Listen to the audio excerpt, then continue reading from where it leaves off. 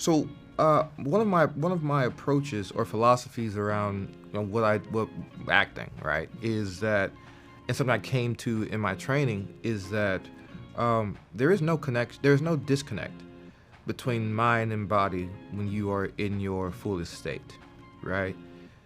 You don't know what happened. Did you feel it in your gut or did you think it? Did you think it or did you feel it in your gut first? Did your body go cold or did you get scared? You know, like all of these things, right? At the highest level of living, the mind and the body are connected, right? And so the preparation for this role was I very much embraced that philosophy.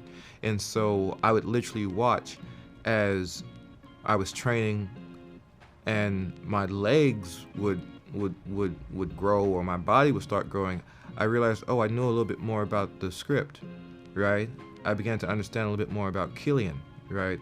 Through my body, by experiencing things that he would have experienced, right? As a ambitious bodybuilder, aspiring professional bodybuilder. And so a lot of the, also like as far as, we can say some fun stuff. As far as like crying and emotions go, that is not too difficult to do when your body is exhausted, right? There's nothing to hold you together, right? All it is like you just want to release, right? You've got all that tension in the body, right? But you also are carrying at the same time all that tension in the mind, because for Killian in particular, what he's working, why the engine of him is his emotional life, right? That is the engine of the body. So the two go together. Without this, right? Without all his suffering and his joy and his ambition and his the light he has, right? When he thinks of being on the cover of those magazines, without that emotional ignition, right? His body would not do that, right?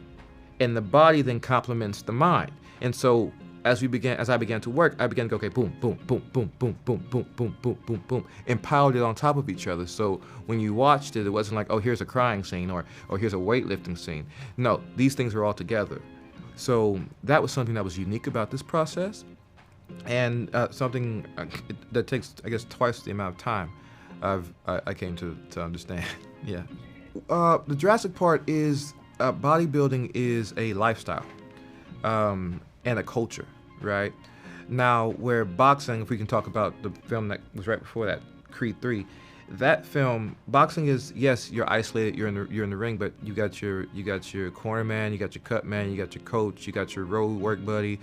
I had Mike. You know what I mean? Like you got all these things that are there to support you, right? And you're doing it together, right? Ultimately, you gotta get in there and handle your business by yourself, right? Bodybuilding, you wake up by yourself. No one can tell you when to eat, what to eat, how to eat, you know what I mean? No one can make you do that. You have to do that, right? So the training is a bit more, it's a bit more isolated. You're a bit more isolated for one. And two, you're working for a different aesthetic, right? So to get separation is different from trying to get big, right? And then you have striation, right? Striation is a whole different way of training, right? A lot of boxers, any boxers that do, hats off to you. A lot of boxers don't necessarily have the size and then the striations, right? That in and of itself, like even having this conversation is giving me heart palpitations thinking about, oh man, trying to do these things until like you have to work to the pain, right? And there's nothing that can save you. In boxing, your legs, your cardio, nah, they're both impossible sports. But bodybuilding, it's so specific, right? It's so specific, and there's a very clear merit system, right, on how you're being judged, right? In boxing, you're not being judged. You win or you lose.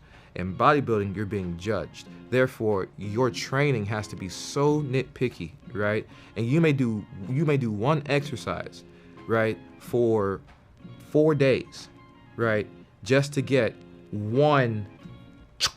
just one, right? And that's the game, right? And then of course the eating, right? I probably upped my calories by anywhere from probably 1,100 calories from Creed to Magazine Dreams.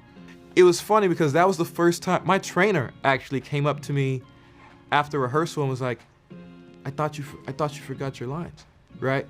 which is not a daily occurrence at all. You know, so he's like, bro, are you okay? Are you all right? I was like, no, man, that's in the script. You know what I mean? But like the drive, right? And the specificity. There's two things operating there, right?